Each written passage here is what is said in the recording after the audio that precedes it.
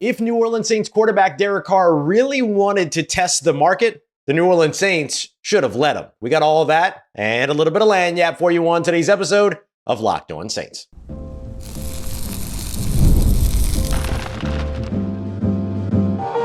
You are Locked On Saints, your daily New Orleans Saints podcast, part of the Locked On Podcast Network, your team every day. What is good, Who Dat Nation and Who Dat family? I am your host, your friend, Ross Jackson, New Orleans native, your New Orleans Saints expert, and credentialed member of the media covering those New Orleans Saints as a Saints beat writer over at LouisianaSports.net and Saints analyst over at WWL TV. And on today's episode of Locked On Saints, we're taking a look at Derek Carr's restructure and the ripple effects that come from it. The New Orleans Saints need to use the money that they saved from Derek Carr to prepare for life after Derek Carr. But before we get to that, the New Orleans Saints should have let Derek Carr test the market. We got all that for you on today's episode. We appreciate you very much making us your first listen and for being an everydayer here on the show, which is a proud part of Locked On Podcast Network, your team every day. So the New Orleans Saints restructured Derek Carr's contract on Saturday, which is exactly what we expected them to do. No big surprise there, right? From the very beginning, this is what we've sort of expected. From the combine, Mickey Loomis said, effectively, this is the route that they were going to go, that they were going to address Derek Carr's contract. But basically, everyone believed that Derek Carr was going to be the quarterback in 2025. But somehow or another, it couldn't just be that simple from the looks of it. According to a report, New Orleans Saints quarterback Derek Carr was willing to test the market. That comes from Jeremy Fowler via Cat Terrell over at ESPN. And if we're being honest, if Derek Carr was willing to test the market, the New Orleans Saints should have let him. It was time for this marriage between the New Orleans Saints and Derek Carr to come to an end. I had advocated for that weeks ago, and it's a big miss by the New Orleans Saints to not make that move. And I'll give you a couple of reasons why, because none of them really have anything to do with Derek Carr himself, although the growing animosity around Derek Carr in the city is only going to progress from this point forward, although no one's hands are clean in a situation like this. So I'll give you the reason why I believe that a split would have made sense in case you haven't heard me say it before, but I want to also take a look at kind of the ripple effect of this as well. My reasoning for a split between the New Orleans Saints and Derek Carr is simple. It's time to start worrying about your future if you're the New Orleans Saints. Trying to compete here in 2025, like, okay, I get it. Like, yes, you are going to compete no matter who your quarterback is. But you don't necessarily have to keep yourself married to somebody that's not your quarterback of the future. Instead, at least give somebody a run that has the opportunity to be your quarterback of the future. Derek Carr and the New Orleans Saints are very unlikely to be together in 2026. And it was going to go that way ever since new head coach Kellen Moore stood in front of the media in his introductory press conference and did not commit to Derek Carr in that moment. There's no way that didn't speak loudly to Derek Carr and his camp. So from that moment, and even honestly before that moment, the moment that you have a change at head coach, give your head coach the opportunity to go and get the quarterback that he wants for his future. Could Kellen Moore have wanted to work with Derek Carr? Of course, sure. But was Derek Carr going to be your quarterback for the entirety of your tenure if you're Kellen Moore? Probably not. Tom Brady, Drew Brees, Aaron Rodgers, like those are the guys that we saw play well into their 40s or close to their 40s, whatever it might be. And so Derek Carr is not in that class of quarterback, and that's okay. No one expected him to be when he signed here in New Orleans, but to believe that he's going to be the future just didn't make sense, right? 1 + 1 did not equal 2 in that situation. And so when you get to a situation like this, where you have a new offensive head coach come in, there's an opportunity here, and the Saints might have missed it, at least here for 2025, right? That doesn't dictate what's going to happen in 2026, 2027, all that other stuff. We'll get to restructure ripple effects here in just a sec. But like, we have to look at this and have a better understanding of the long-term or the 2025 impact that goes beyond just, is Derek Carr the quarterback for the New Orleans Saints? Yes, he's going to be the quarterback for the New Orleans Saints in 2025. We knew that already, but this kind of solidifies it for sure, having his contract restructured. But the other piece of this is, is everything okay? Like, are you okay? Like, is everything going to be fine? Is the relationship okay between the New Orleans Saints and Derek Carr? Like, think about it. Derek Carr has already had, at best, an embattled relationship with the city of New Orleans. And if you're coming over as a New Orleans Saints fan because you were a Derek Carr fan coming over from Fresno State or the Raiders and stuff like that, I don't expect you to know or really have cognition for the really strong connection between the city of New Orleans, the Gulf Coast, and the Gulf Coast region, and the New Orleans Saints. And really that extends beyond that, right? Like there are Saints fans everywhere. There's Saints fans in other countries. I mean, you have a fantastic contingent in the UK, for instance. And so like there's all of these connections that happen, but like there is something unique about the city of New Orleans and the New Orleans Saints. It is one of the strongest community to team connections in all of professional sports because of the things that this city experienced. I grew up here. I experienced all of it. And I, just like a lot of people here in New Orleans, was impacted by what the New Orleans Saints were doing in the community,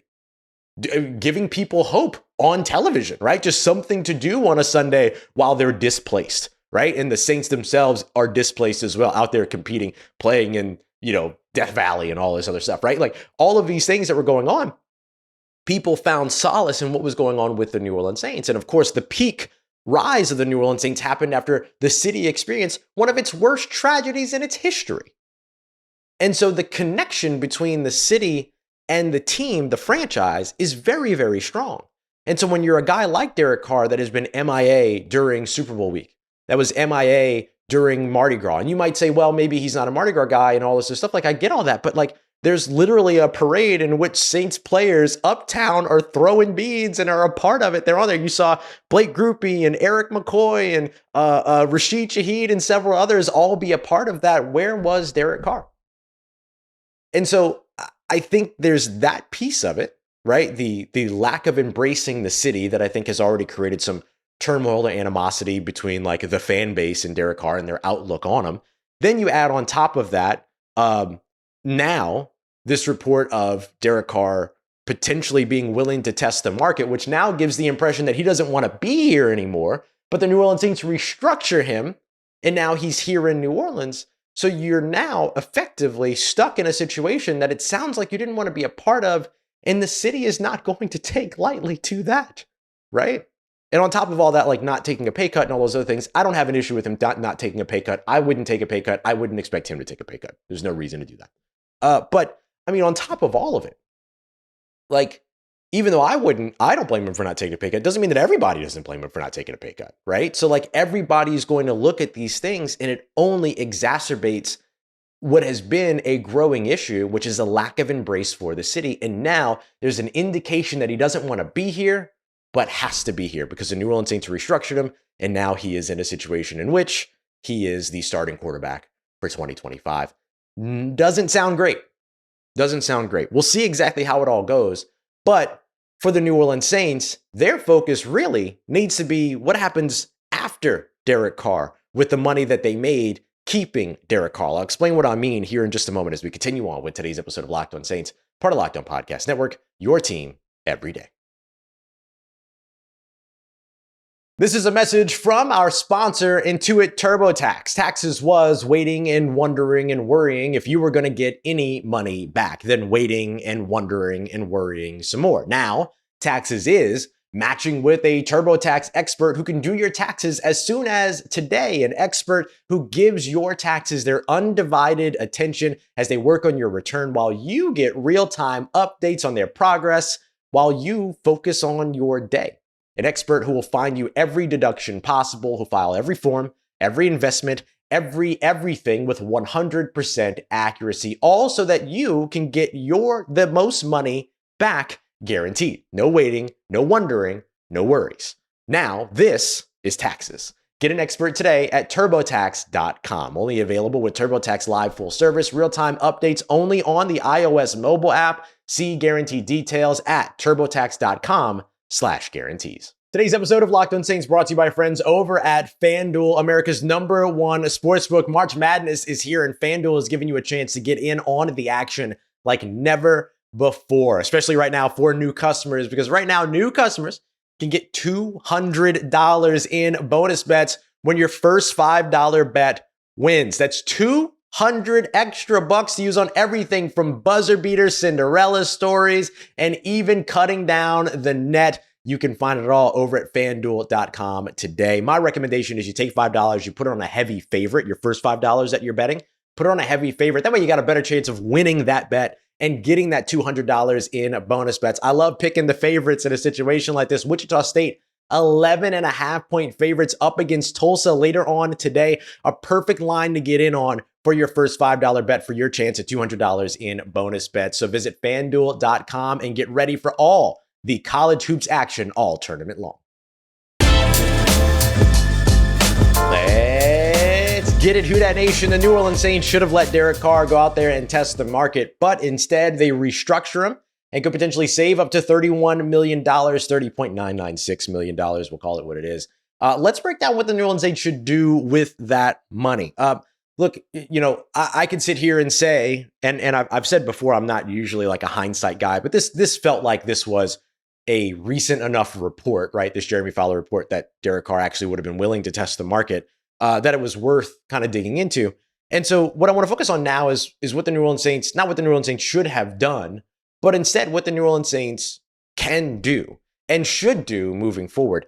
And so my advocation for the idea of moving on from Derek Carr was the idea of being able to invest in your future. Give Spencer Rattler the starts in 2025 and see what you have in him. Draft a quarterback that you do like in the first round or second round or whatever, and then give them the opportunity. Go and find another young quarterback that you like on the market or something like that, right? Like that to me was the idea. Builds towards your future. You can't do that at the quarterback position now, but you could still focus on Spencer Rattler, develop him in the background so that maybe in 2026 you turn to that direction, or still draft a successor in the first or second round or something like that in this year's draft. I'd probably wait until 2026 to dive into another young rookie class. I would put my focus on Spencer Rattler, but I don't know how the coaching staff feels about the quarterback room, right?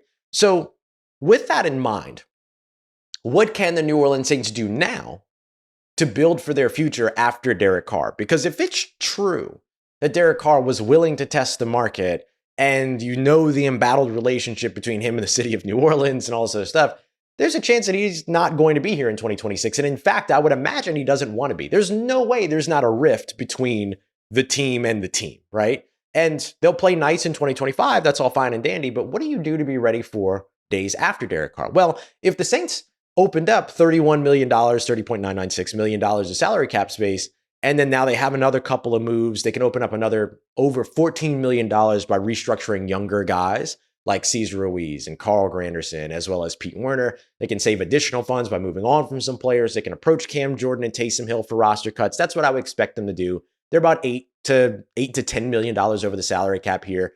Like I said, with those three restructures alone for young players that are going to be on your roster anyway, you can save that amount of money and earn some spending money. And then you can open up more stuff with pay cuts and stuff like that, like we just highlighted. So what I would do with that money is start trying to find guys on long-term deals that are going to be able to contribute to your life after Derek Carr. I don't think that you're in a situation here to where you can simply say, okay, well, go out there and sign guys on 1 year, 2 year deals again like you did last year. I think now you've got to be willing to start trying to invest that money into long-term options for your team, because now what you need to focus on is building the car around the driver. No pun intended when it comes to Derek Carr. But this is something that we've seen NFL teams do in the past. You build up the wide receivers, you build up the offensive line, you build up the skill position players, you build up the defense. And then when the time comes and is appropriate and the right fit is there, you find the quarterback to plug into that with, on a rookie deal or on, an affordable deal, something cost effective. And then bam, you're in a situation where if you put the right quarterback in that situation and they're able to maximize the maximized already position groups that they have, the defense they have, all those other things, you just continue to build on top of that year after year after year until you eventually get to the point where you have to make the decision, do I pay the quarterback or do I go and get a new quarterback? And so that's what the New Orleans Saints should be focused on doing here this offseason. I wouldn't be worried about 1 or 2 year deals for the biggest names that I sign.